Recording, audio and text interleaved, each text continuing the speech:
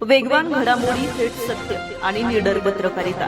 अफवांना नाही तर तथ्यांना देतो आम्ही जनतेचा आवाज. शोध बातमीचा, वेध सत्याचा. तुम्ही पाहत आहात सूर्य वार्ता न्यूज. जनतेचा विश्वास, सत्याचा प्रकाश. पैठण शहरात पुन्हा एकदा वाळू माफियांचा धुमाकूळ उघडपणे समोर आला असून शासकीय आयटीआयच्या मागील गोदावरी नदीपात्रात दिवसाढवळ्यात वाळू चोरी सुरू असल्याचं धक्कादायक वास्तव उघड झालंय. विशेष म्हणजे या संपूर्ण प्रकरणाला एका राजकीय पक्षाच्या पुढाकारांचा पाठिंबा असल्याची चर्चा परिसरात रंगली आहे, ज्यामुळे प्रशासनाच्या भूमिकेवर गंभीर प्रश्नचिन्ह निर्माण झालेत.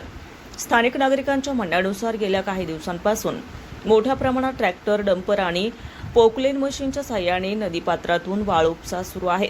नियमांचे उघड उल्लंघन करत रात्रीच नव्हे तर दिवसाही चोरी सुरू असून कोणत्याही प्रकारची भीती किंवा कारवाईचा धाक या माफियांना उरलेला नाही, असं चित्र दिसून येत आहे. या गंभीर प्रकरणाकडे एसडीएम, उपविभागीय अधिकारी आणि पैठण तहसीलच्या तहसीलदार यांचे पूर्णपणे दुर्लक्ष होत असल्याचा आरोप नागरिकांकडून केला जातोय.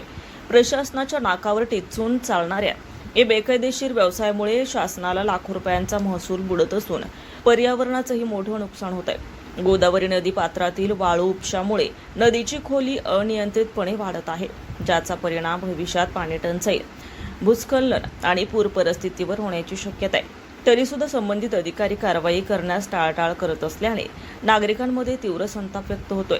राजकीय दबावामुळेच कारवाई होत नाही का, असा सवाल आता सर्वसामान्य नागरिक विचारत आहेत. प्रशासनाने तात्काळ या प्रकरणाची दखल घेऊन संबंधितांवर कठोर कारवाई करावी, अन्यथा जनतेला रस्त्यावर उतरावे लागेल, असा इशाराही स्थानिकांकडून देण्यात आलाय, असे एका सूत्राच्या माहितीनुसार समजतंय. पैठणमध्ये वाळू माफियांचा वाढता कहर आणि प्रशासनाची निष्क्रियता ही चिंतेची बाब असून आता तरी एसडीएम, उपविभागीय अधिकारी आणि पैठण तहसीलच्या तहसीलदार यांनी झोपेतून जाग होऊन ठोस कारवाई करणार का, याकडे सर्वांचं लक्ष लागलंय. सूर्यवार्ता न्यूज, वृत्तसेवा, छत्रपती संभाजीनगर.